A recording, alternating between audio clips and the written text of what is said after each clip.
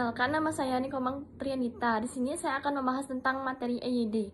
Bab 1 yaitu vokal dalam bahasa dilambangkan menjadi 5 huruf yaitu E, I, O, dan U. Huruf konsonan dalam bahasa Indonesia dilambangkan menjadi 21 huruf yaitu B, C, D, F, G, H, J, K, L, M, N, P, Q, R, S, T, V, W, X, Y, Z.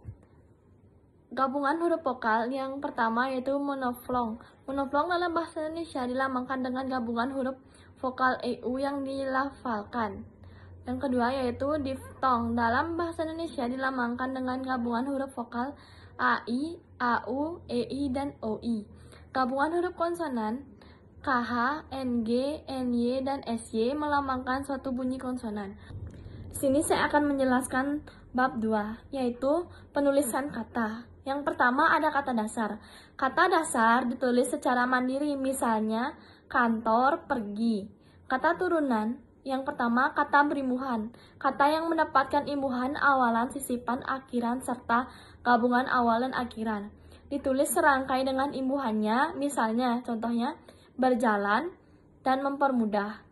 Yang selanjutnya ada pemenggalan kata. Pada kata dasar dilakukan sebagai berikut.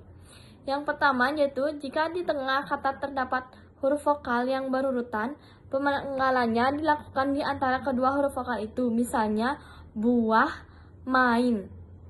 Selanjutnya ada kata depan. Kata depan seperti di, ke, dan dari ditulis terpisah dari kata yang mengikutinya, misalnya di mana dia sekarang, mereka ada di mana-mana. Selanjutnya ada partikel. Partikel ialah lah, kah, dan tah. Ditulis serangkai dengan kata yang mendahulunya.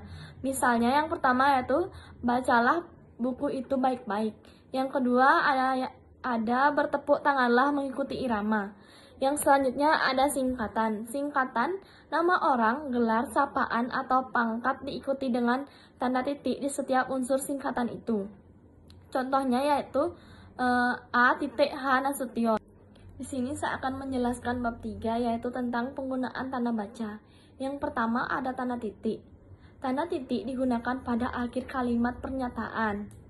Yang kedua ada tanda koma, yaitu tanda koma digunakan di antara unsur-unsur dalam perincian berupa kata, frasa, atau bilangan. Selanjutnya ada tanda titik koma. Tanda titik koma dapat digunakan sebagai pengganti kata penghubung untuk memisahkan kalimat setara di dalam kalimat majemuk. Selanjutnya, tanda titik dua. Tanda titik dua digunakan pada akhir suatu pernyataan lengkap yang langsung diikuti perincian atau penjelasan.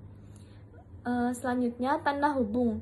Tanda hubung digunakan untuk menandai bagian kata yang terpengal oleh pergantian baris.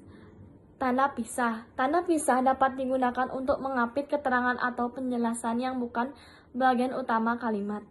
Selanjutnya ada tanda tanya. Tanda tanya digunakan di akhir kalimat tanya.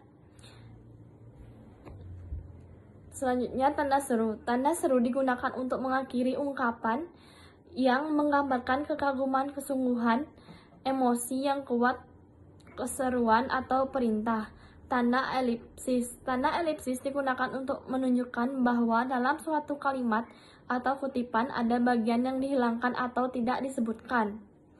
Selanjutnya ada tanda petik. Tanda petik digunakan untuk mengapit petikan langsung yang berasal dari pembicara, naskah, atau bahan tertulis lain. Selanjutnya yaitu tanda petik tunggal. Tanda petik tunggal digunakan untuk mengapit petikan yang terdapat dalam petikan lain.